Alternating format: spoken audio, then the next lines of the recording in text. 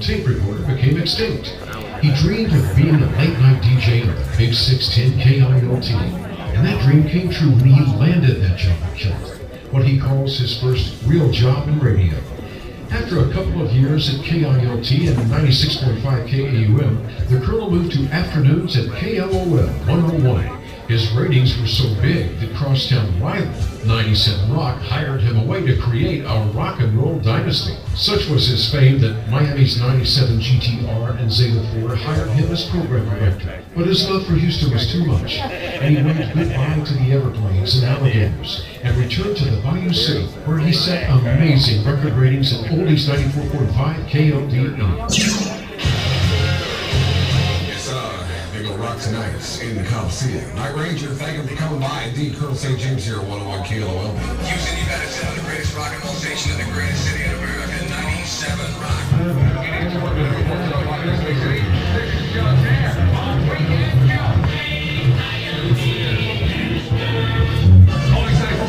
KLDE with Santana Place. Woodstock drummer Michael Shreve was 16 years old. What a life he's had. Rock and roll. Colonel St. James here. All right, Houston weather. Good chance of rain on you tonight. 50% tonight and tomorrow. Lows in the mid-70s. High tomorrow back there 90. Partly cloudy. It's 85 degrees on the island of Galveston. It's 86 degrees for Stevie Wonder. And uptight. Always 94.5. Colonel St. James later programmed the Oldies format for over 125 affiliates and ABC radio networks. He also launched the 50s on 5 channel on XM satellite radio as music director and morning show host. Then he returned to Texas and KLDE. Colonel St. James is still on the air, and you can hear him weeknights on classic rock station 93.7 The Arrow. Ladies and gentlemen, today we honor Colonel St. James, a 2009 inductee of the Texas Radio Hall of Fame.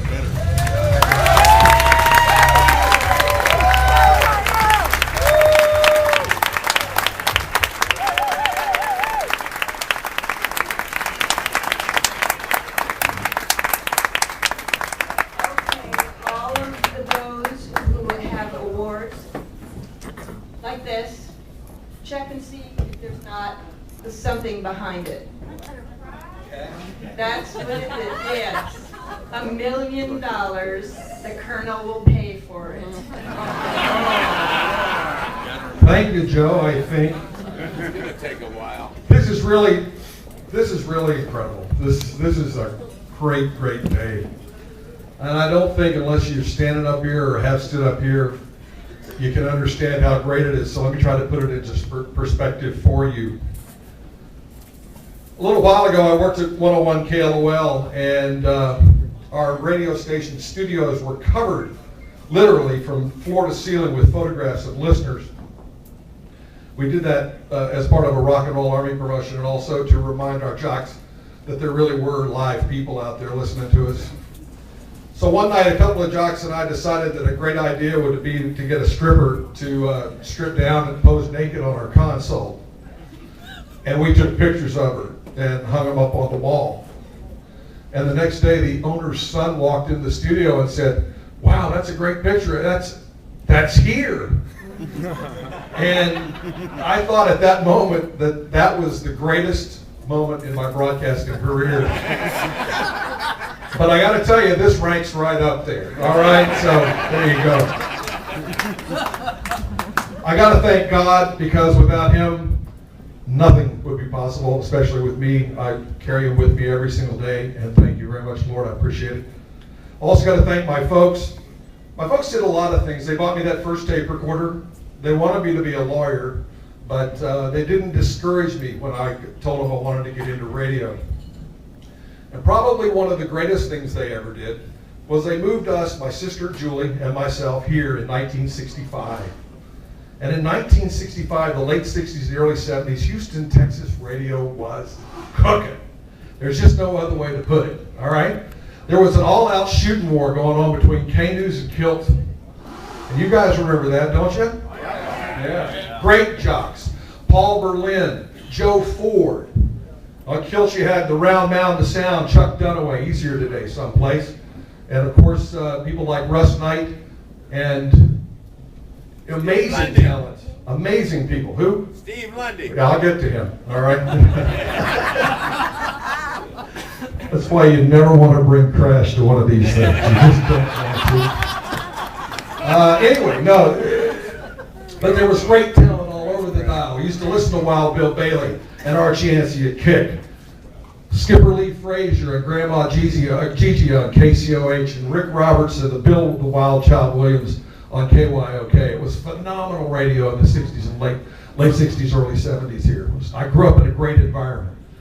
And as I was growing toward becoming a professional announcer, a professional disc jockey, there were some people that I heard that I wanted to emulate their sound as close to as I could.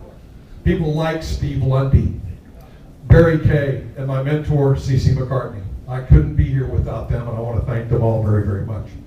And I think they're all members of the Texas Radio Hall of Fame, if I'm not mistaken. There you go. And I got to thank Bill Young. Bill Young was one of those program directors that set the bar about here. And he never wanted to let it down just so a guy like me could join his staff. And that was my dream, to be the night jock at KILT. Bill wasn't always kind in his meetings with me, but he was always honest. It took me 4 interviews and over 5 years to get hired at the Big 610. And when I did, he instilled a work ethic in me that I still carry into the Aero studios every single night.